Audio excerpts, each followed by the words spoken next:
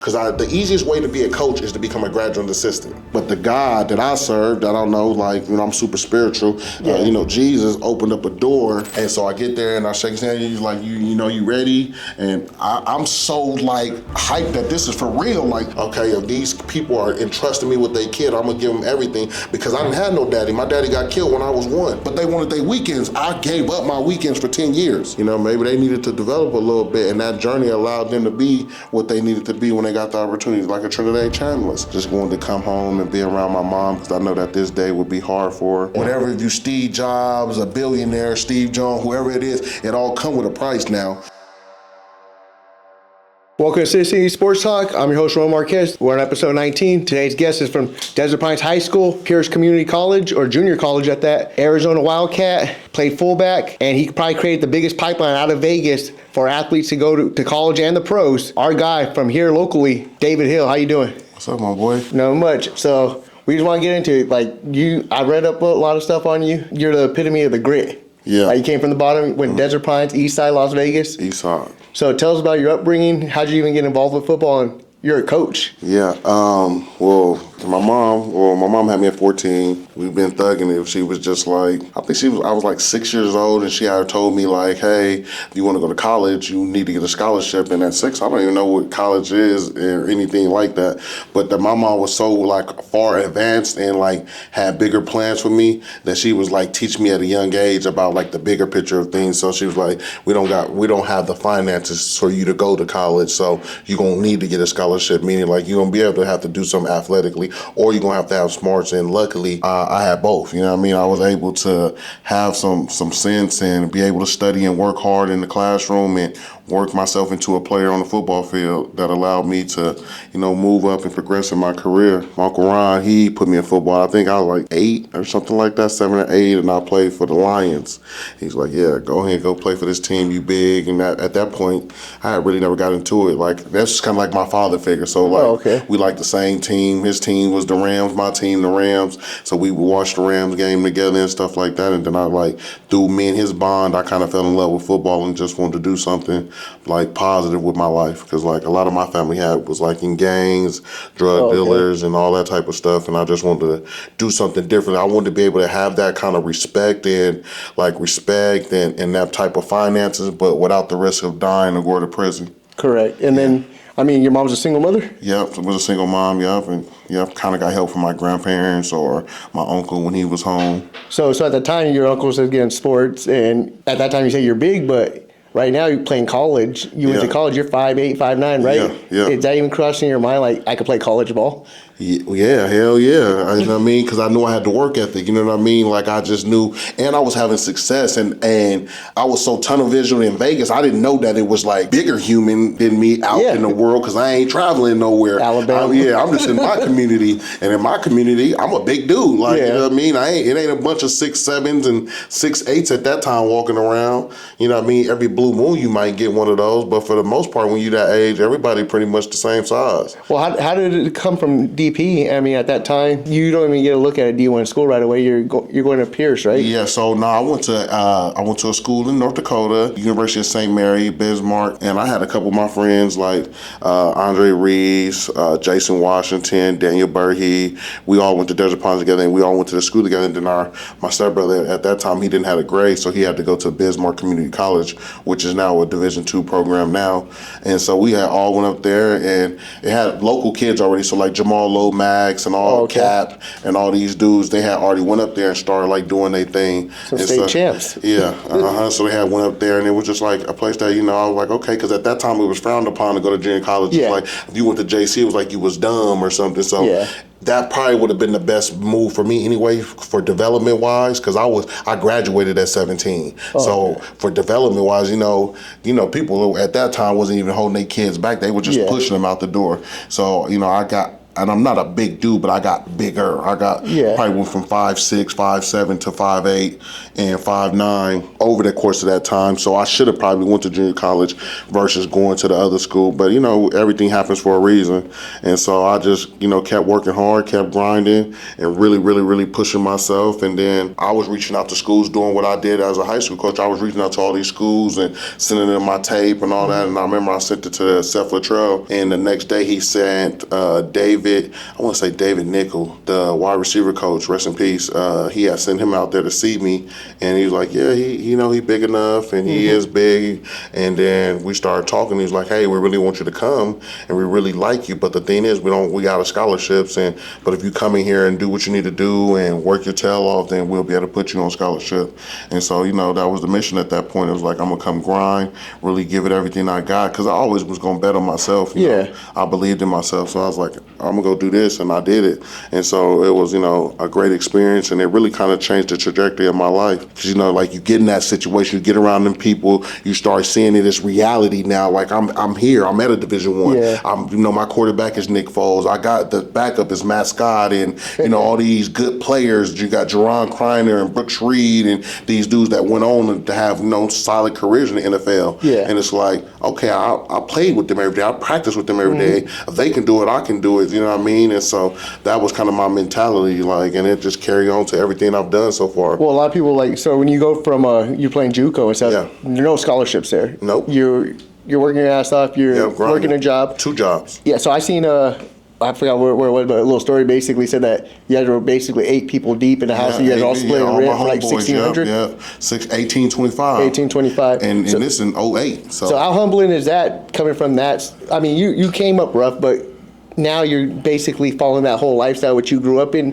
But you're doing it on your own now. How is that your mindset shift? It was the hardest thing I ever did in my life. To this day, it's like one of the hardest things I ever endured, because it was to the point where, 1825, I got a car note because I had a car at that time. So you paying car note, insurance, you got your rent, you got gas and food, and because we out of state, you got extra tuition. The tuition's 10 times the amount for out of state. So, we try to become residents.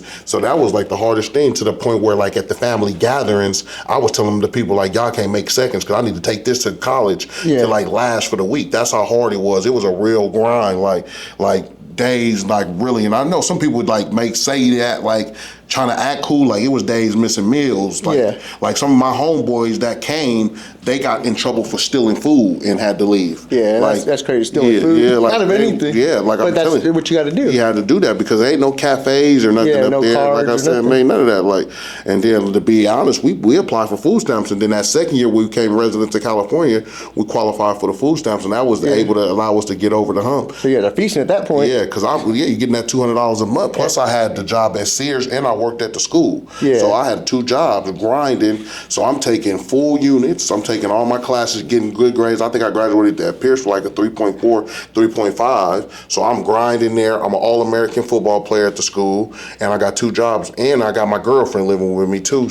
So helping take care of her, and she got a job. So essentially, our whole thing, we got 3 incomes, and that's what we needed to survive, to be able to pay all the bills. But even you get to that point, you get past JUCO, Arizona starts looking at you. How do you get in the door at Arizona? Yeah, that's when I sent my film to Arizona, and they came down, and and that's when they offered me to come on to PWO, the preferred walk-on, and they okay, what's the difference between that and just walking on? So preferred walk-on is like a walk-on is like you maybe been admitted to the school, you may have to try out, or you might just hit them up. But when I sent the preferred walk-on, that's kind of like saying they are recruiting you as well. So I still did the whole official visit, came down and did the dinners and all that stuff. At that point, it's like mutual interest versus typically the walk-ons for the most part, it'd be kind of you interested in them and they don't really know about you. So you do that. At what point did you realize okay, I'm going to play D1? This is, I'm meant to be here. Once I got there and I seen how strong I was, and I was one of the strongest people on the team, and when I was having success at practice, and I'm knocking people off their feet and all that type of stuff. Once I kind of just was able to held my own when I got there, and then you just start dominating your teammates, and you start really crushing people, and you Nah, like I'm gonna contribute. And that's what I had to prove myself because I wanted the letter. Like a lot of people don't understand that. Like you can go be on the team. It's 140 people on the football team, or 130 people on the football team, and don't all 130 of them players don't letter. You gotta. It's a certain qualification of what you got to do in order to letter. So at Arizona at that time, you had to be able to play like 40% of the plays. Like they have like a percentage of the plays that you need to do in order to to actually letter and for your name to show up as a letterman, because everybody are not lettermen on these teams. Just because you did the workouts, you got like Rudy on Notre Dame. He had to play one play, and anybody that played one play lettered. Oh, okay. Yeah, I mean, so you could be on the team but not lettered. Yeah, like, you can be on the team. Yeah, you can be on the team 4 years, and if you don't play a certain amount of plays, you don't letter. That'll make you a letterman. Like there's certain qualifications that you got to hit. So knowing when you reach those goals, and sometimes you hear kids like, you're coaching now, you hear kids complain about certain things. You just look at it and be like, dude, I've been through what you're going through ain't shit. Yeah. You can get through them obstacles. Yeah, but you know what? But that's what allow you to create the deeper bond, because you start explaining those things. Because it's like us. We are our experiences. So if you ain't never experienced no adversity, when you finally experience it, it kind of like knock you off your feet. Yeah. You kind of like, hold on, like, what is this? I'm uncomfortable. It's a little tension against me. And so that allowed me to be able to like, hey, let me tell you about this, or let me break this down to you. Let me tell you what I went through or how hard it was, because sometimes people don't know that. Like even now, I'm coaching kids that ain't never did a 2-a-day. So 2 days are different now too. They don't have them no more. I mean, they don't do them. I mean, this is Vegas. We used to do them at 6, 7 o'clock in the morning all day. To 12. You know what I mean? They start practicing late now and get done in the evening. Yeah, because the weather and all that stuff. So when you telling people 2 days and 3 days, they're like, yeah, all right. You know what I mean? Because they never experienced that. They can't even conceptualize that, because they ain't like, that's impossible. Like that's impossible that y'all was doing that already for 4 hours. Do you feel like NIL's made it where the point where kids necessarily don't have to work as hard or earn their respect more? Nah. I think it's even more now. You think it's? I think it's even more, because once you start paying players that type of money and they ain't producing, it ain't like it was.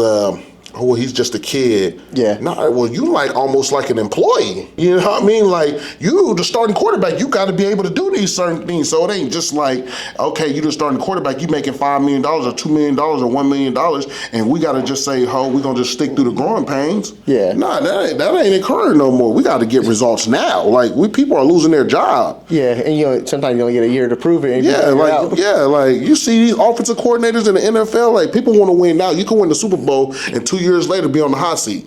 So you have not dominant, but I'm saying you do pretty well at Arizona. Yeah. Then what makes you decide like, hey, I want to start coaching?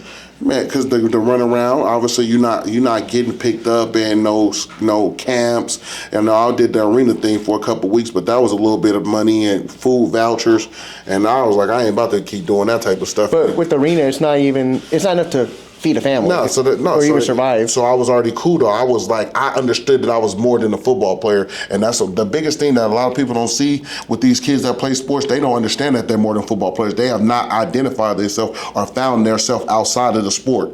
Okay. So, and they all did, their whole life they've been playing. Think about it. I'm 22 years old. I've been playing football since I was 6. That's all I know. That's all I know. I did Pop Warner. From Pop Warner, I went to high school. From high school, I went to college. I went from college, and did I play a year in the NFL or did I play 5 years? My whole life, I've been a football player. So I don't know how to be a dad. I don't know how to be a good friend. I don't know how to be, David the teacher. You know what I mean? Yeah. And I'll tell you a quick story. When I first applied to be a teacher, I failed, to be transparent with you, I failed the first job interview because I related every situation back to football. She's like, well, tell me one time you dealt with adversity. Oh, man, I remember one time it was the fourth quarter and we were down 21 points and my team was on there getting down. They had their head down and I was walking down the sideline encouraging them.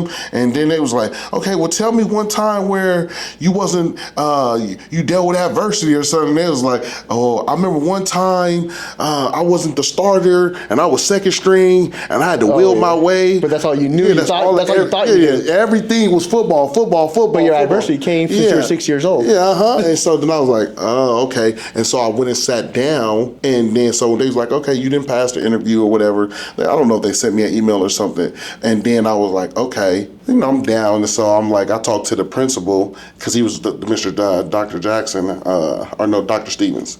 And I'm like, man, I failed the test at the interview and all that stuff. And he's like, you need to sit down and observe the classroom, go to like some of our best teachers. This is what he says, like, let's go to some of our best teachers, and then let's go to some of the people that we think need to get work, or in some of our worst teachers, and then you sit there, and I want you to do that for like a week, and then look at some key terminology and some words that they say in the education space, and then go back and do the interview, and then I pass it with flying colors because I was able to say those key words. I was able to understand that they're not talking about everything about football. Tell me real life experience. Tell me how you're going to take everything that you know and put it in these kids. And then I was like, okay. So then at that point, I start, understanding and like, you are more than a football player, but this is why.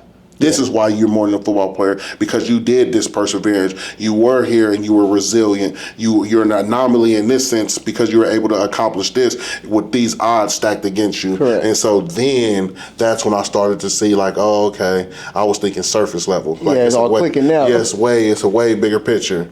Yeah. So you start teaching, and then at that point you decide to start coaching the DP or freshman team, or where do you coach at exactly? So I come, and then Coach Paul Bennett and Gus McNair, shout out to my boys. Paul Bennett is the head coach. Gus McNair is the offensive coordinator. Coach Rodriguez, I believe, is the defensive coordinator. And I played for them. So I come back and I'm like, man, I want to, I just finished up at Arizona. I'm like, I want to be, I want to coach varsity. And Coach Bennett like, from the you about to get-go. play JV. He's like, you about to coach JV. And then so I tell them, well, I ain't coaching then. I'm like, I'm about to go home. I'm like, I ain't coaching then. And then he was like, and Coach Bennett from the East Coast, I think he from Philly or Pennsylvania or something. He like, take your ass home. And then so the next day, they called me back knowing Gus McNair, my boy, Big Bros. He like, I'll just be the offensive coordinator and you can be the running back coach, because he was the offensive coordinator and the running back coach. Oh, okay. So he was like, I'll just oversee the practices and you can be the running back coach so that you can coach varsity. And pretty much that's all this road. At that point, I'm one of the youngest coaches in the Valley, and at 2012, I'm like 22, I think. I'm like 22, 21. But even to this day, I mean, you're still pretty young for a coach. Yeah. Coaching at the college level. Yeah. And so I'm like, all right, let's get it. But and I had a mission though. Like at this point, I had a mission because Plan A was obviously to get to the NFL. Plan B was to be a college coach. Plan C was to be a teacher and a high school coach. So you kind of fulfilled both of those. And so in hindsight, I was depressed over the 10 years because I was like, man, why is it taking so long to be a college coach? Because you got a window. Because the easiest way to be a coach is to become a graduate assistant. Oh, okay. But you got a window of 7 years from when you graduate.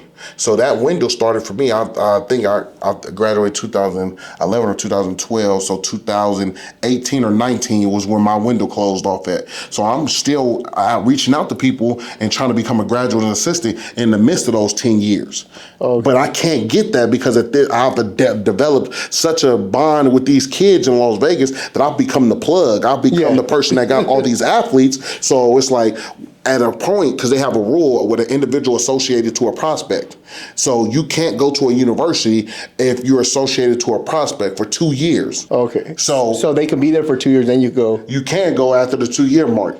But when you're associated to a prospect, you can't get a job because it's like, if I hire this person, then I can't recruit the kids that he has for 2 years. So you went to Georgia, right? Yeah. And we all know Darnell Washington, one of the biggest prospects coming out of Vegas. You coached him. Yeah. You helped him get there, and you guys have a huge story behind that as well. Yeah. Probably too big for this podcast today, but how did that transition? Or will a lot of people say that Darnell kind of was a way in? Yeah, and see, that's what a lot of people thought, but there was never no deal. It was never nothing associated with me. Hey, if you get Darnell to come here, then we'll get you a job. That never was a conversation. Mm-hmm. The problem is that I was his mentor, for Slap, so I served as like a father figure, big brother to him. I thought that was the best opportunity for him because I felt like the development that Coach Harley had a proven track record of all the players and tight ends that he had been developing and putting in the NFL, and I felt like it was a bigger relationship. Some of the other people, I didn't think that I thought they were good people, but I didn't think that they were the right fit for him. That, you know what I mean? I thought some people were being too friendly or trying to be his friend too much. And I knew him. I knew what kind of discipline and structure he needed. I understood that, hey, he got bad days and sometimes he is going to be standoffish and he's not going to want to talk to you. And but I knew how to handle those situations, you know what I mean? And I wanted somebody that loved him enough, and I felt like that program was a good place. I thought what Coach Smart and what Coach Harley and Coach McGee were doing, because them the people I had the closest relationships with. So I thought they were doing a good job with developing kids and actually really caring about them on and off the football field. So that's why I was okay and comfortable for him to go there. Okay. But it had nothing to do with that, you know. And then after he is there for 2 years, 2.5 years, I'm still building a relationship with them. I still got good prospects. I still got good kids. DeAndre Moore, Javante Barnes, that Georgia is recruiting. So Georgia had to make a decision at a certain point when the opportunity was presented to me, because somebody left.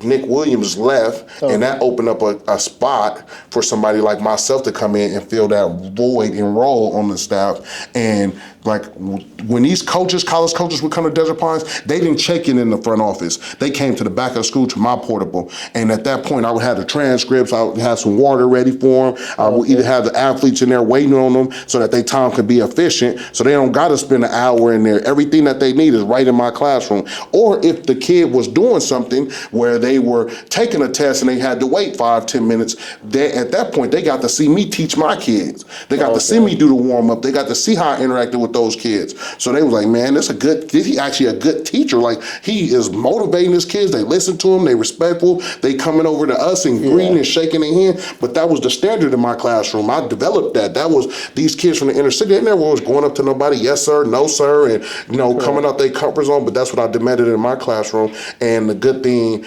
God put somebody in the classroom that seen me interact and do those things and went back and told his boss, and his boss, you know, believed in me due to the interactions that we had. And I worked at Georgia for 4 years. So do you get a phone call or a letter, or like at what point do you get, like, cause I feel like at that point you're kind of waiting for your call at some point, right, to get called to the next level to go to Georgia? But nah, you know what? I'm gonna tell you. Let me back up. I was trying to get in like 2017, we had a kid named Anthony Smith who was the top player, rated the #1 player, but he tears his ACL. So all the bigger schools fall off of him. And at this point, I had built a relationship with a guy named Jeff Hammersmith that was my D-line coach at University of Arizona, but now he's working at Colorado State. And so he approaches me, is like, hey, we got a graduate assistant job. I'm going to the coaching convention, which that's where a lot of people go to like develop networking and hear other college coaches speak and try to build those relationships. And so in the midst of that, he like, hey, we're gonna hire you here at Colorado State. And then at the last minute, I just found this out that there was Coach Joe Cox that ended up getting the job. At the last minute, it's like, hey, we got somebody else that's leaving Georgia. He knows the offense already, so we're gonna take that person. So that was the first time I was supposed to start working in college, but that didn't fall through. And then Coach, the UNLV coach, Coach Arroyo gets the job, and he's the head coach, and you know all these people are making these calls on my behalf and saying, "Man, you gotta hire this dude. You gotta hire this dude." You would have been perfect fit at UNLV. He connected. We interviewed, and I must not done that. You know, I may have not done good in the interview process. I'm not sure, and for whatever reason, that never came to fruition. And I volunteered to work there for free at UNLV. Yeah, I like volunteered. Like I was like, I couldn't work for free. Like when I get off work. Like, and what they say, no? He said no. You know what I mean? I don't know for whatever reason, or maybe they couldn't, or maybe whatever rules. But like I said, it was said no. But the God that I served, I don't know, like, you know, I'm super spiritual. Jesus opened up a door, and and at that time, if he wasn't even like good like that. Yeah, no, we know. You know what I mean? And then, Georgia's coming off a national championship. You know what I mean? I didn't ask nobody. I didn't say nothing. But the God that I serve opened up a door, and they like, hey, you like this job right here, and it was actually even created because at that time they didn't have no player connection court. Yeah, that's what I was looking into it. I was like, it seemed like a job that was kind of, but it seemed if any job was going to be made up, it was that job was made up perfect for you. Yeah, absolutely, and you know what I mean. And when they told me, I was in disbelief because I didn't ask. I'm like, man, is this being serious? Like, you know what I mean? And he a good man. He held his word, and he like, yo.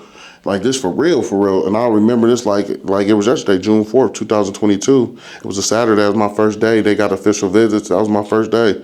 And I remember going and talking to him. I drive, and they like, you don't need no special clothes or anything like that. Just come on and yourself. And then I'm like driving up. Say, this is me. Yeah, and I'm driving up to the event, and everybody got Georgia clothes on. Everybody, and I'm like, nah, I need to turn back around and go find a Georgia shirt. And so I went to Target, found a Georgia shirt, and then I pulled up to the job, and it was a breakfast at because like I said, it was official visit. It was breakfast in the business hall. Did that, and then we went. At this time, the boys were doing 7-on-7 and all that. So this, I haven't even talked to Coach Smart yet. And so I get there and I shake his hand. And he's like, you ready? And I'm so like hyped that this is for real. Like I'm working at University of Georgia. They just won a national championship. I start crying. Yeah. Right on the field, like I'm like, bro, like, cause I'm like overwhelmed with emotion, like, yo, like this for real, for real. So I gotta go inside the indoor, get myself together, and then come back out. And then it was like an adjustment period. And to be transparent, the first year was rough because it was a new space. I'm uncomfortable. Yeah. These people know football at a high level, and it's like, what do I bring to the table? And so I sat back, and I wasn't Disney here. I wasn't like the confident. I was just sitting back, and I was just observing, and I wasn't bringing much to the party. But did you feel like you knew what you were actually there to do? Because I mean, everybody has, when you're a position coach, you're a head coach, you know what your job is. You're bringing players in. What do you do in practice?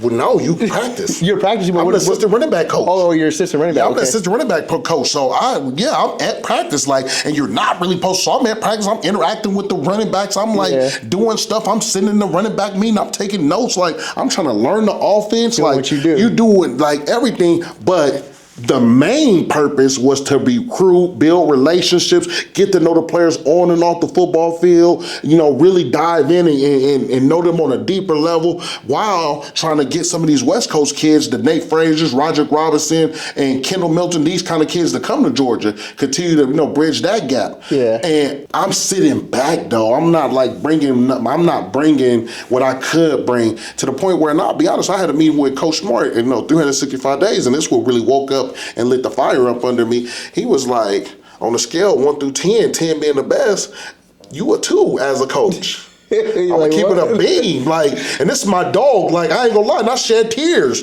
I'm being dead ass. I got in the car. I'm like, yo, what the? Because he like, you ain't been assertive enough. Like you ain't being who I thought you was gonna be. Like you ain't talking. You not confident enough. Like you ain't recruiting no top players. Like I brought you here to do something, and you ain't doing it. Did you take that to heart, thinking back, like, dude, I brought a lot of players to college just off my name alone? Nah, because I can interact with 50 people.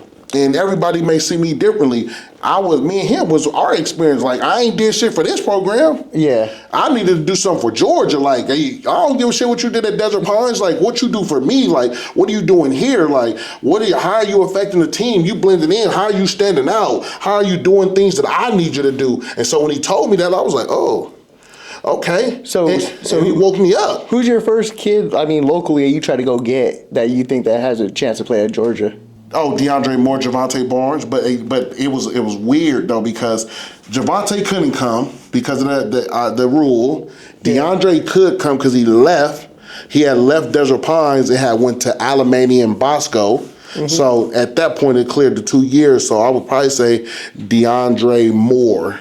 Okay. But we don't get him. He ended up going to Texas.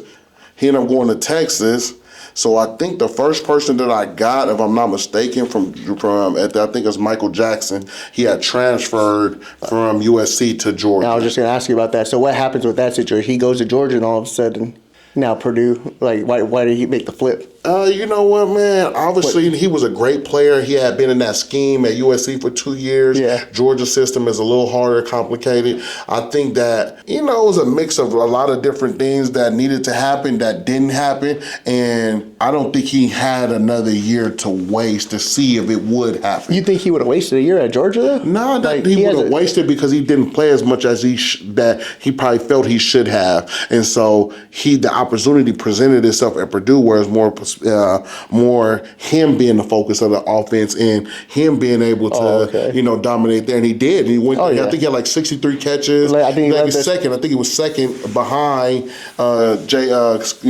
Smith. But was that you were the reason why he kind of was looking at Georgia? Yeah. You brought him there? He only came to Georgia because of me. Got you. Yeah, that's the only reason he came to But, I mean, so you have names. I mean, that's one Roger kid. Robinson. Yeah, and then you got Darnell. But kids outside of that, you were talking earlier, as far as Gorman kids went, too, you had a lot of hand in some of those kids. But or no, you we knew them. signed Justin Rhett. Oh, okay. So, yeah, Justin Rhett helped with that situation. Nate Frazier, Roger Robinson, Lincoln High School in California. You know what I mean? Everybody, just because they good players don't mean that they can play at Georgia. Though. Georgia is the pinnacle of football. You know what I mean? It's the highest of the highest. And so, yeah, and you still got to get kids from the West Coast to believe in that. Correct. You know what I mean? Like, most of these kids don't got no roots, don't got no family, none of that in that place. So to turn it down, especially like a Zach and Zion. Yeah, you know what I mean? brother. And Zach and Zion, that's why it was easier for them to go to USC, and I helped facilitate that on the second go around, because at that point you see what development is and what's important. Because I'm not saying that USC are not good at development, but I think it's a different level of development from Georgia and these other programs, the way that they do it. And I think that's why they got the most players drafted over a certain period of time.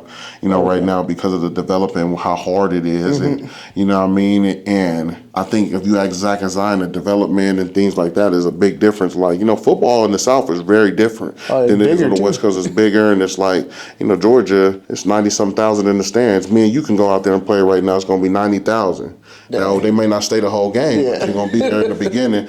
You know what I mean? Football is humongous there. Yeah. You know what I mean? And like, I never experienced that level of how important football was. So going to DP though, you go there because that's your alma mater. Yeah. But how does it feel to be able to bring, which everybody says like there's no talent, in Vegas locally, but you're able to turn kids like Isaiah Morris at the time. Yeah. I mean, I think he's in the military now, but Darnell. Yeah. You got we said like Grimes, but you said a lot. But you guys have just as one school alone probably the biggest amount of kids that go to college. And that was intentional. You can combine probably a lot of the city too, and they probably wouldn't reach that pinnacle. No, they won't, because And you're competing with Gorman, and Gorman, let's face it, you're competing with them as far as sending kids to college on a scale where they don't got it over there like that. Yeah. How do you do it? Love, intentionality, like really grinding. Like I was going in debt. Like I was going in debt, renting vans and staying at people's house, sleeping on the floor. Oh yeah, people don't know that. That's what they don't know. You were actually taking these kids by yourself. Yeah, by myself. Not a help. Not when I first started off doing it, I didn't have not one person in the car with me. None of that. I was like, literally, and I started off taking the Desert Pines kids, nobody else kids, just DP kids. So Tim Hove, Eric Wilkes, Malik Davis, Iquan Corsi, like they was the first kids that I was getting on the road and taking them by ourselves. And they inner city kids, they didn't have no cheese. They like, we doing this together. Like we going and staying at some of my homeboys' house to go visit Arizona and visit Arizona State. And we getting a case of water and a couple loaves of bread, a couple bags of chips, and that's how we eating on the road. In order to even do it, they getting in the whip and they parent didn't even give them $50. Yeah. So we, what I mean, we got to figure it out. I think that first couple of years I went like $16,000 in debt. And everybody, but everybody got their perception because they don't know. Yeah. They just assume, he doing this. They seeing me on the trips, and they didn't create their own narrative. This is what he doing. Yeah, they don't even have no clue. And the sad part about it, they not willing to do it. Oh yeah, no, definitely. Yeah, they're not willing to give up their weekends. I was willing to give up my weekends for 10 years. And how does that go? Because you say you had a girl and stuff. Yeah. How does that play in a relationship? Like you take care of other people that ain't your family. Yeah. Essentially, not by blood or nothing, but I'm your girl. Like, how's this work out? Christianity, knowing that she a Christian and knowing that some people are called to do something bigger, you know what I mean, and believing in the mission. Like, okay, and then once you start actually doing it, like once you start getting the kids the scholarships, once the people start believing in you, because there was a dude named Coach Adai, he was the first person that really put me on. It was like, he got dudes. And that's why he got kids. And then once people really start to really look at my kids and really like, these kids can really play at a high level, Tony Fields, the Randall Grimes and all that stuff. And then now at that point, I started traveling across the country, to Florida State, Alabama, all over Minnesota. PJ Fleck came to Desert Pines. these, Nick Saban been to Desert Pines, Mario Cristobal been to Desert Pines, all these people been to DP, you know what I mean? Lincoln Riley, the best of the best, Kirby Smart, them dudes all went to Desert Pines. But you got to have a product. That's in nowhere, like no. That's in the middle of the hood. Yeah, like, you want to talk about it? Yeah, but that's love and intentionality. That was me pouring into the kids. That was me making sure that they had everything to look for. And then you got to have an eye that really can identify like when them kids can really play at those type of schools.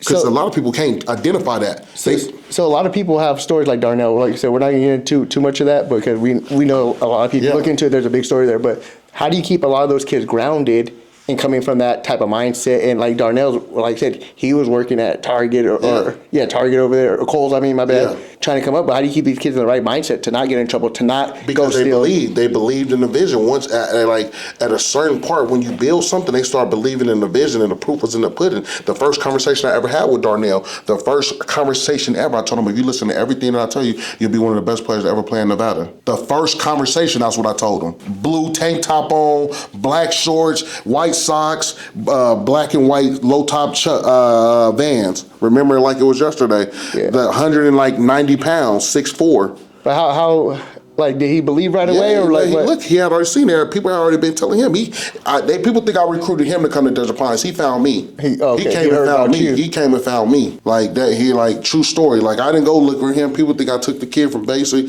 but when he got in my hands, I understood that what the bigger picture was, and that like once I got him, I don't build temporary relationships. I build forever relationships. Like, if I love you forever, and that's what I was building. I was building some serious shit. Like, okay, if these people are entrusting me with their kid, I'm gonna give them everything, because I didn't have no daddy. My daddy got killed when I was 1, shot 26 times.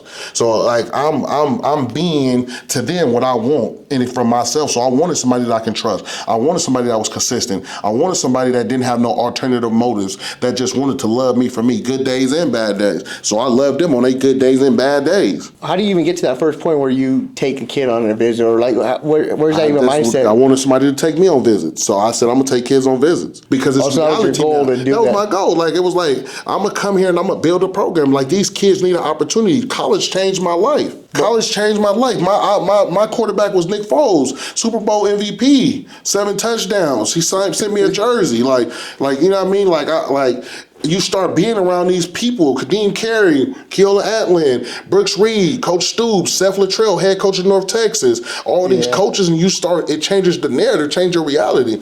It's like, I'm not in the hood no more. Like, I see bigger picture now. What if I can get some of my kids to come out the hood? What if I can get them in these settings? Because we got talent, we just not being given the opportunity. So let's go to the camps. Let's go compete. Let's go work out in front of the coaches, because a lot of people now who getting in the car and driving to the east side of Las Vegas and going to visit those kids. But if you bring them and build a relationship and they say, oh, no, this kid is good enough to play, now they'll come. So, of course, you believe in the kids, but what did it take for some of these coaches to actually be like, damn, you know what? You got to go work out and compete. Go compete against other people. And that's what I told them. Like, we getting it out the mud. We're going to pull up. Y'all going to be asleep the whole time. I'll drive. I'm going to thug it out for y'all. But when y'all get there, it's time to work. Like, you eat what you kill. Like, you got to go in there and dominate. You got to go in there and go win the MVP. I'm taking, and then as the program and things continue to get bigger and bigger and bigger, now I need people to help me take the kids, because we pulling up to the Under Armour camp with 30 people. 35 people, Zach Zion, Cyrus Moss, we're pulling up with hitters in different states and going against everybody. And the kids are standing out against the best of the best. So now we bring in more people, but you got to do the work. Like, people was complaining, but they wanted their weekends. I gave up my weekends for 10 years. For 10 real years, 10 long years, putting people in vans, driving to camps, driving to the Bay, driving to Weber State, like having real mental breakdowns. Like, man, I'm doing this all by myself. Wow, getting bashed though. Wow, getting criticized. So how do you stay humble? Shut everybody out and do that. God leaning on him. And I know it sounds cliche, but for real. Because you got people from your own state, like next door, probably hating on you for nothing, just for doing what you want to, what you love. Yeah, because they wasn't willing to do it. And sometimes when we put a mirror to ourselves and it's like a reflection, we know you get mad like, damn, I wish I would do that, but I don't really want to do that. Yeah. Like I like the positivity things that come with that, but I don't want to do the work, and I was willing to do the work. So, obviously it was like trust the process. Like, calm in the chaos. Like it ain't like everybody not gonna love you. They talked about Jesus. Like they not gonna all love you. They not gonna all appreciate you. But if these kids do, that's cool. I ain't worrying about the adults. Yeah. But if my kids do, like Tim was my first kid I got to college. Last night I did a balloon release for my baby brother that passed away. Tim was at the house. I coached Tim.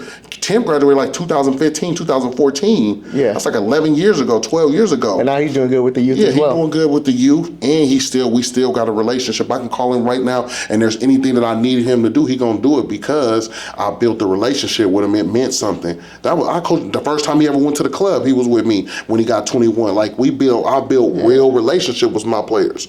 They know I love and trust them. Well, still Fields too. When you got drafted, you were there. Yeah, Tony Fields good, but I built real relationships. I built real relationships with Daddy. I play dominoes on my phone every day with his daddy. Like, you know what I mean? Like his son being gone in the NFL, and we still communicate. We still close. And once people know that you truly care and you really got their back, and you build a real relationship with them, it's sustainable. And that's what I created. After all this, everything you done for the city, dreams pay off. You get the job at Georgia, but then you become a national champion as well, not as a player, but as a coach, but you're still one. Yeah. How does it feel getting in that ring, being on that field, seeing the confetti drop, being able to be like, Quavo, everybody there, like in LA.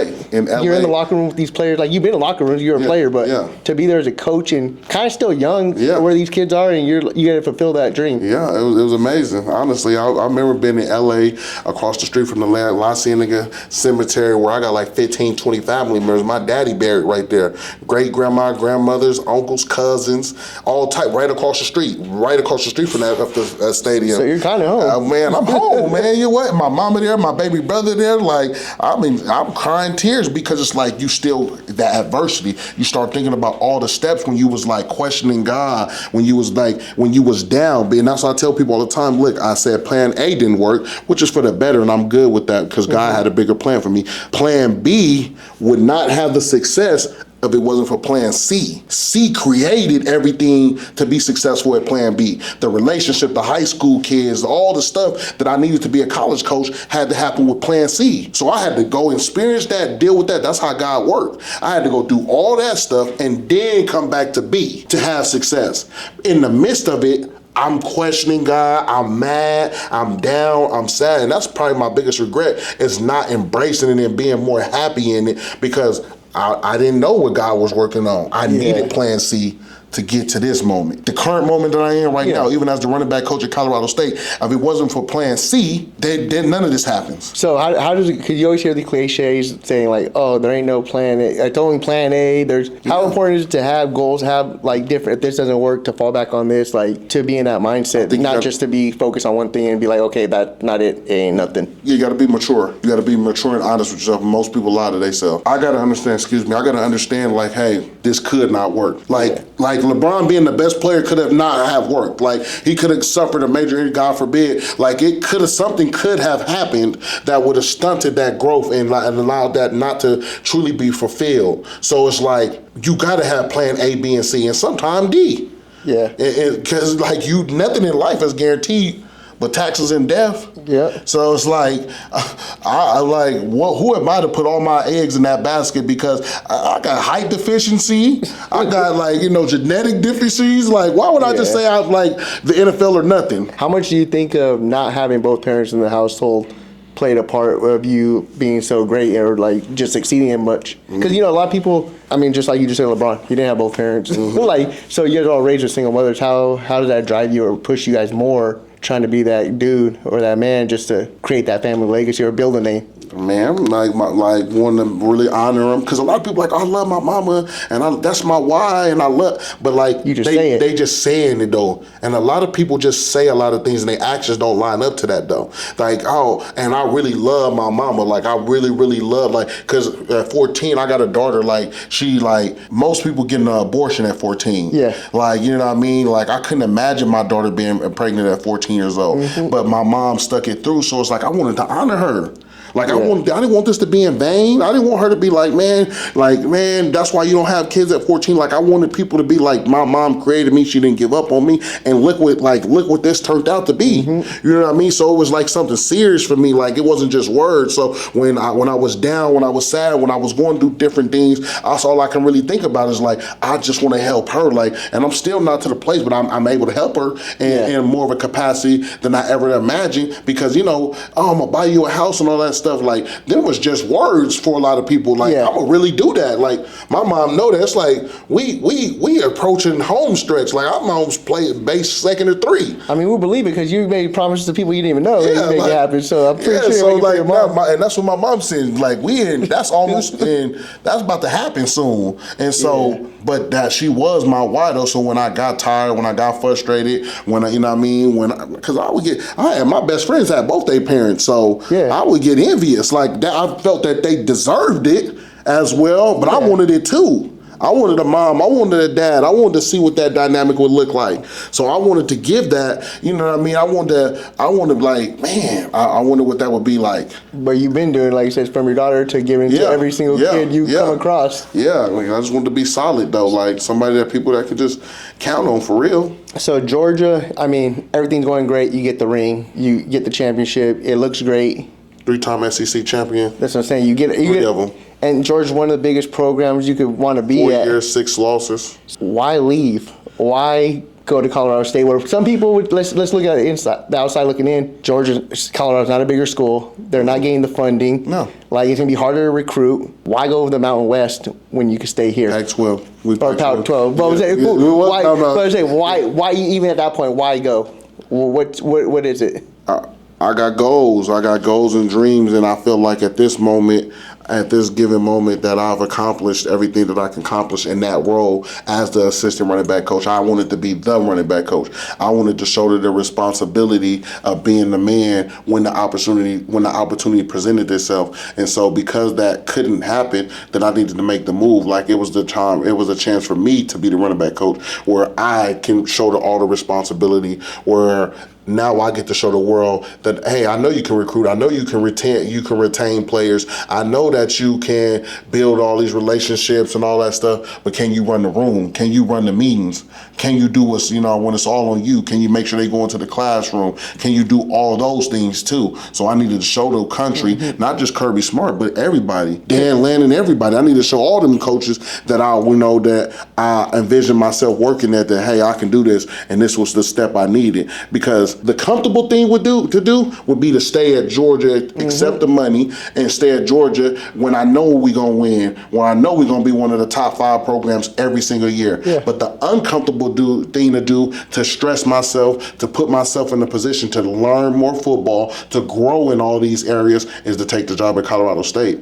Because people see this move as a backwards, like, oh, you're going backwards. I'm not going backwards. I probably took a step down lower in the competition, but it's going to propel me 10 steps forward, because my dreams and goals and aspirations is to be the best running back coach in the country. Do you think, like, at this point this year, will actually, because a lot of coaches, especially go to Georgia, Texas, anywhere like that, Alabama, a lot of these coaches, especially if you're not the head coach or something, it's easy for you because of the name that you're affiliated with. Yeah. Do you think you're going to be able to prove a lot of people, I'm not necessarily wrong, but like, I can do this because now I'm here and I'm able to get these players in because of who I am and what I'm like can offer them? Yeah, absolutely. Like, I'm going to be able to do that. And I got a great head coach. I got Jim Moore. Yeah. He a real hitter. Like, he coached in the NFL. He got legacy.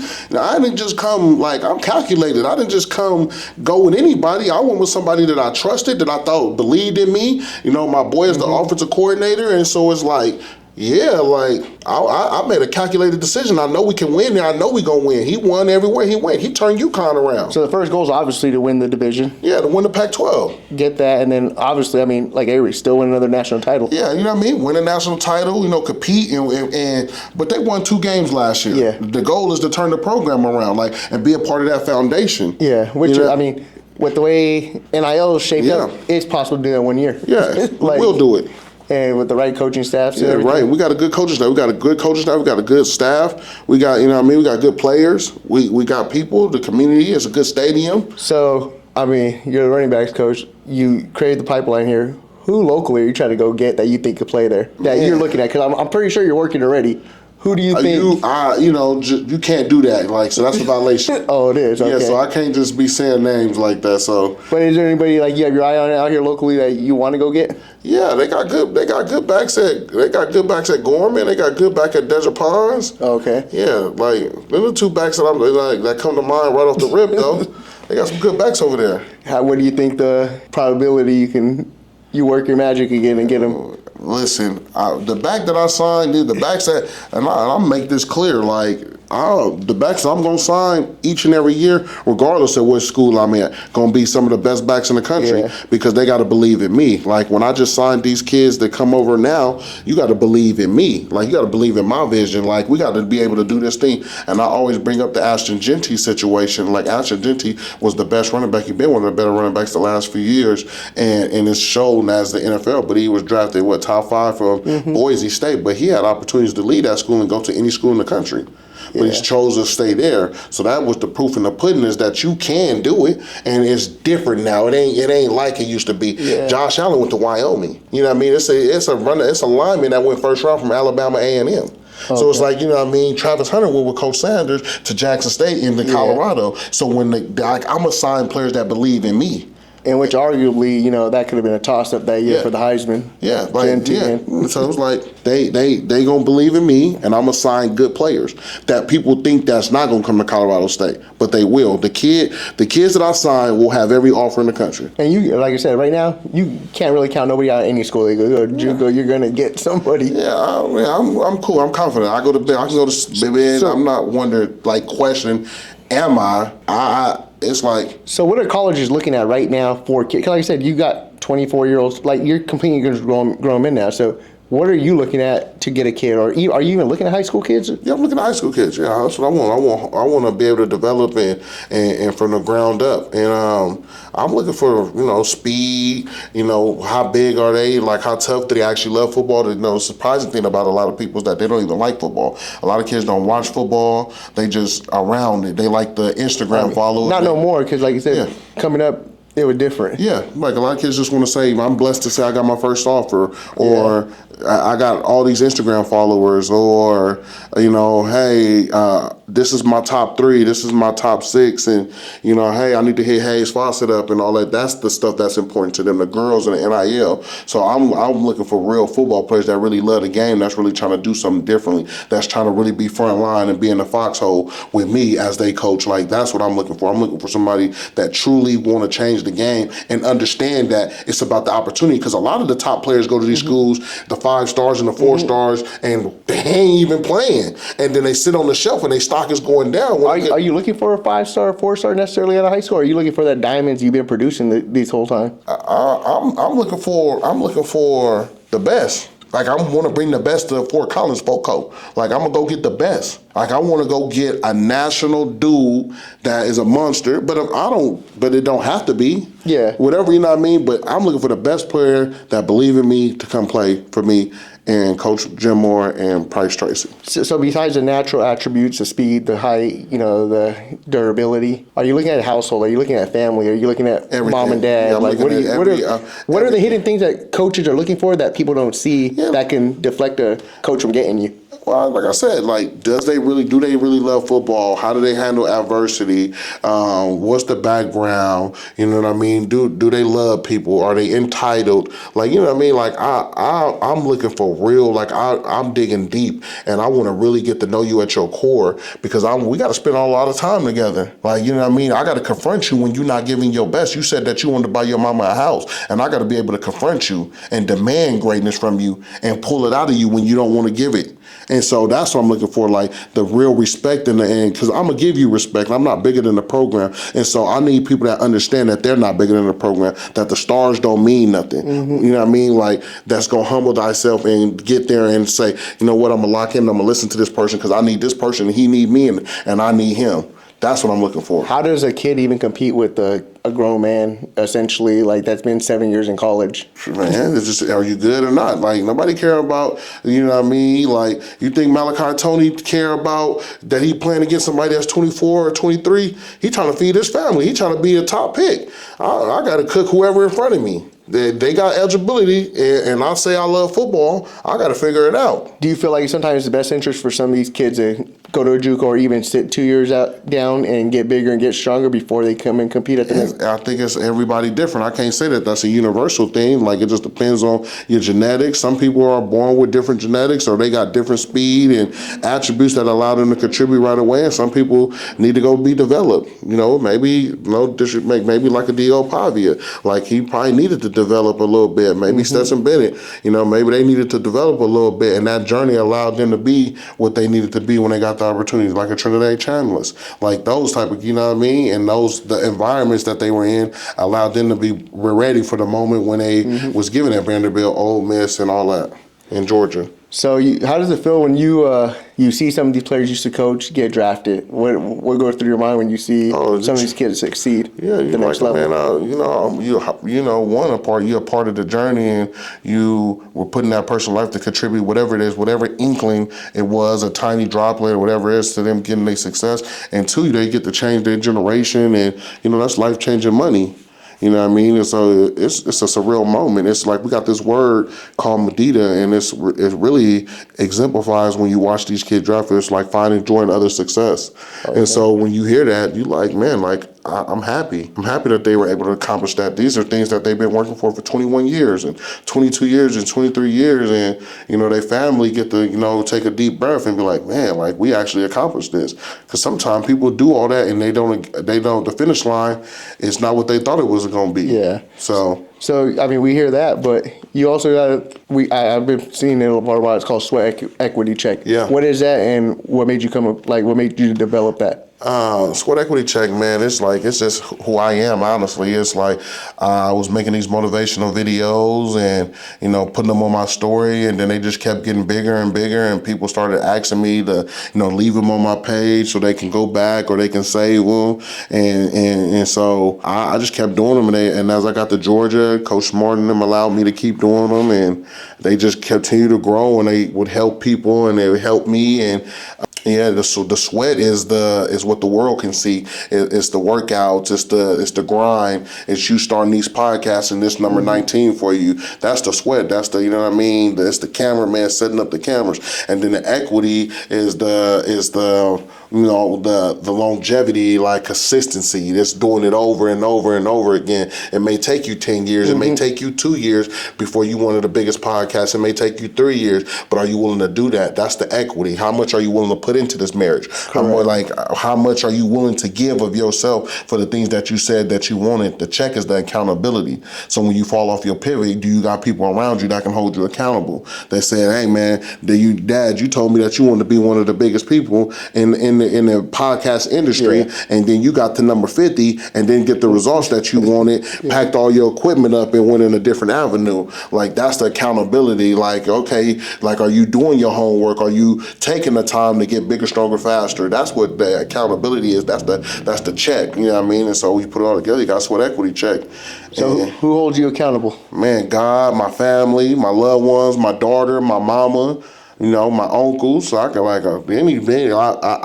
I'm not bigger than the program. And when I say that, I mean that wholeheartedly. Like, anybody in my life, Coach Bobo, Coach Smart, Coach Crawford, Coach McGee, like Todd Hartley, like, I want people to hold me accountable. I want people to say, well, you said you want to do this or whatever that is, and and my friends got the authority. Like, I'm a humble guy, you know what I mean? So if somebody check me, I take it as love. Like, man, they didn't need to say that. They could have just went about their business.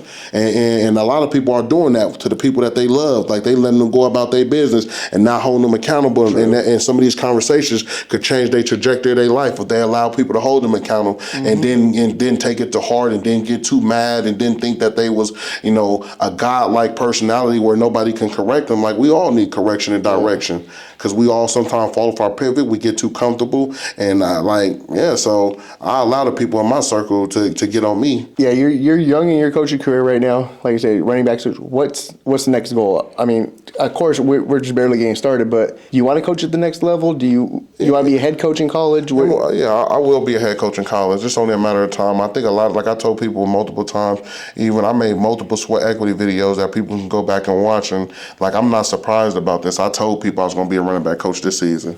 Like, and I mean, I said that multiple times that it was not if with me, it was when. And it's like me becoming a head coach. And I know some people that probably know me right now, and they probably like, oh, I can't imagine him as a head coach. Yeah, but it don't even matter about that though. Like, I know who I serve, and I know like what he could do. Like, I know the pedestals, and I know what thrones he can allow me to sit on. So it's like it's only a matter of time, and I'm cool though. Like, it could take 20 years from now, and I'll be all right with it. You'll be that. Yeah, I'm cool. Like, I mean, 15 years from now, like, I got to make sure I don't mess it up. That's what I mean. Like, at this point, it's like I got to make sure I don't do anything to mess this situation up, because as long as I stay locked in, continue to learn, I'm a 100%. I want to be one of the best running back coaches ever. Like, I want to be one of the best recruiters like ever.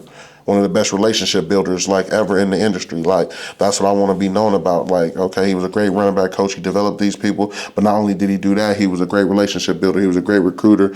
And I think some people that have like a certain assertiveness that allows them to lead men, women, and the youth, I think they get opportunities to like bypass certain situations. You get a Sean McVay who becomes one of the youngest head coaches, or a Lane Kiffin, you know, those people, because there's something about them that allows people to believe and gravitate to them. And I think I fall in that same category that would allow me to bypass being an offensive coordinator and go straight to being a head coach. And it's just a matter of time. Like, you know, as I move up in this journey, it's like I'm looking for a certain opportunity. And when I get that certain opportunity, whether it's Georgia, Oregon, or whatever, I'm going to stay there and plant my roots. I'm going to plant my roots, and then the next step when I leave that school would be to be a head coach. Need a few more years to get polished up to be that head coach, or do you think you can essentially be ready at any time? I think God is in charge of that. I don't think that's like something for me to decide. I think that when the opportunity presents itself, then He'll know that I'm ready for it.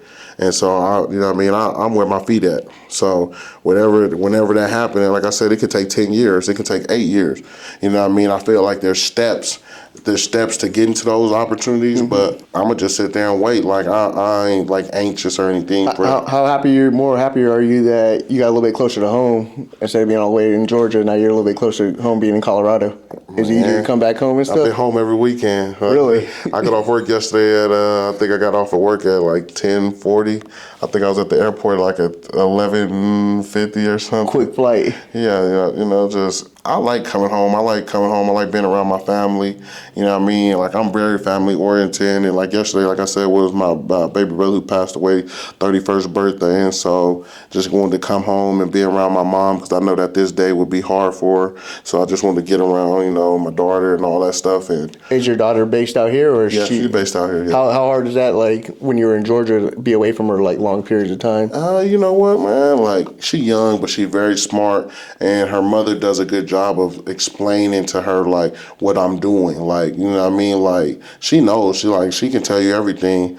Like, I tell her, like, some things have to be sacrificed. Like, some things, you know, unfortunately, seeing you every day is a sacrifice, but to be able to pay these bills and be able to give you the lifestyle that you deserve and the things that you will obtain in life, like, that's what the price is. Everything comes with a price. Yeah. Everything. So if you Steve Jobs, a billionaire, Steve Jones, whoever it is, it all come with a price now. So you're going to probably be away from your kids. You're going to be away from, but some people ain't like, I'm really willing to make that sacrifice in order to give her the things that I feel like I didn't have. And I think the things that she needs to have. How's it for her sometimes being, like I said, being able to see you on TV? Or oh man, she think I'm a like, superstar. Yeah, man, what? My daughter think I'm rich. My daughter think like she deserve every candy and whatever doll she wants. She makes jokes and things, not jokes. She in her reality, she like, yeah, we don't need no money, Dad. Like, we got enough money. Like, she just think that I'm just got it all. Well, that's a good thing, because you're producing that, so you got to keep up with that lifestyle. So I just take it, like I said, one day at a time. What's the biggest, surprise you've had playing football or even coaching football that you've like seen that, like, damn, this actually happened? Like, I'm actually able to do these type of things. Well, I'm gonna tell you one of the biggest surprises that hit me when at Georgia was how long we worked. I didn't know that it was like really 80, 90, 100-hour weeks. I didn't know that really was a real thing. Like, my brain could even conceptualize that when I left Desert Pines and did that, because, you know, we was practicing an hour and a half, and then now the day over. You know, the day over, you teach all day, and then you do an hour and a half practice, and then the day over to you. So how's the work schedule there? How does that look like? It's the same thing, man. Like I think all it's day? consistent. This is an all-day situation every day. Yeah. You know what I mean? You grinding, like, you know what I mean? Like, especially during the season, 7 days a week. But for you, when you're there, you're there by yourself. Your family's home, so you pretty much got all, like, you're not in a rush to get home. Nothing's like. Yeah, man, my daughter visiting and all that, you know what I mean? Yeah. So they come and spend time as well too. But you know what I mean, sometimes depending on what it is, like it's a rush to get home or Okay. and sometimes it's not. But you know, sometimes nobody can be home and I still want to rush to get Yeah. home just to have that work life balance, you know what I mean? And like, you know what I mean? Because football is football, and I love football, and it's done a lot of stuff for me, but I don't want to spend 24 hours thinking about football either. You know what I mean? I want a couple hours to myself where, I can focus on other things. How when you were in Georgia, how recognizable were you, like, to the everyday fan and stuff? People coming up to you, approaching you guys to take pictures and stuff? Yeah, I started getting pretty big because I think the sweat equities helped. The sweat equities made me stand out more differently than a lot of coaches, so I wasn't blending in. Oh, okay. And so, people would come up to me and like, oh, this is a sweat equity guy, and parents on recruiting trips. And I watch your sweat equities all the time. Malachi Stark's dad, and a lot of these parents were really like Shaderick Toodle's father. They would be so excited when they see me, like, man, or Mr.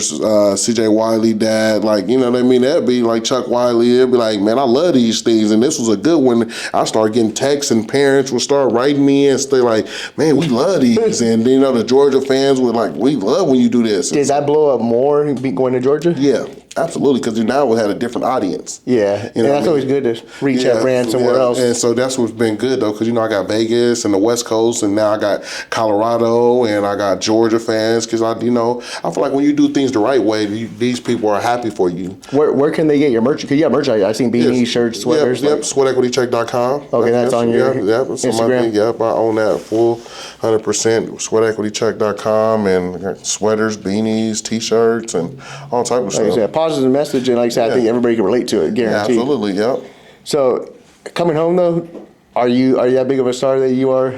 Like, people coming up to you all the time or trying to hang out and stuff? Yeah, it's kind of like yesterday. I got a free upgrade at the rental car place. Oh, nice. At the Hill, and take whatever car you want. And there you go. And then I'll tell you a story. We was talking about this last night with my grandma. So we was at Lolo's Chicken and Waffles, on Paradise, yeah, right? Or is it Paradise? Yeah, Flamingo or something? Yeah, and so last Saturday, was it Saturday or Sunday? I think it was Saturday or Sunday, and my brother was like, I think it was Sunday, they was like, it's a 45-minute wait. And I was like, well, just let me get there and see if they tell me it's going to be a 45-minute wait as well. And it's like 2 minutes. I was 2 minutes away when they told me that. So then I parked, and I was like, let me go in here and just check and see what they tell me. And I went there and I asked them, like, hey, how long is the wait? And you know what I mean? Like, I'm here with my family, and somebody was like, oh, that's D Hill. It's like, you can come sit down now. And my family was blown away. Hey. Literally blown away. That's good when you have that recognition in your own city. Yeah, so it was like my mom was like, she'd been talking about that all week. They told me 45 minutes. My son walked in 2 minutes later. We were sitting down. See, we're good. Yeah, so that happens quite a bit. What's I mean, you're here locally. What's like a go-to spot for you to go eat at? Like, what's your low key, like, humble place to go eat? Humble, like a home feel, home vibe. Probably Hamburger Hut, Golden Fingers. Honestly, my go-to that we don't got. I don't know if they got it in. I think they do got it in Colorado, but they didn't have it in Georgia. Was Jack in the Box. Oh, really? Yeah, I love Jack in the Box. Like, I get you that sponsor. Jack in the Box and Del Taco. Them like my two favorite ones. That I would eat every time I came to Vegas. No matter what, late night. And then if you go on a restaurant, it'll probably be Baby Stacks. I think they got probably the best pancakes, and I try to eat that a lot. Lolo's Chicken and Waffle. I'm a breakfast guy. Gotcha. If I can get one meal, it's probably going to be Baby Stacks. But that's why we went to Lolo's, because my mom was like, we've been going to Baby Stacks way too much. So we do something else. And so we ended up going to Lolo's. Yeah. When you head back home, when's the actual season start for Colorado State? When's work begin? Spring ball March 8th, but the season started. I think the first game is sometime at the end of August. Okay, predictions for the season. I know we're gonna be bowl eligible. I know that much. Yeah, flip it around that quick. Yeah, listen. I just believe it in my heart of heart that that's the bare minimum, and like you know what I mean, to be expected. We gonna be bowl eligible. Well, I'm pretty sure, like I said, everywhere you've been, you've been a winner and getting with the right people now, right coaches there. Yeah. I don't expect nothing less. Yeah, absolutely. I don't expect nothing less. Like I said, I believe in this coaching staff. I believe in, Coach Summers, Coach Jim Moore, Price Tracy, these dudes, and I feel like we got the recipe to be successful in the players. So yeah, I want to thank you for coming out. Like I said, we're getting close on time, but I want to thank you for coming out. Appreciate what you're doing for the city, and like I said, it's been recognizable. I'm pretty sure everybody notices it. Yeah, man. Thanks for having me. We want to get hopefully for a good season and get you back on here in the near future. Hopefully, become another national title champion. Yeah, absolutely. So thank you for this episode. We'll see you guys on the next one. Like, share, and subscribe, and we'll catch you guys later. Thank you.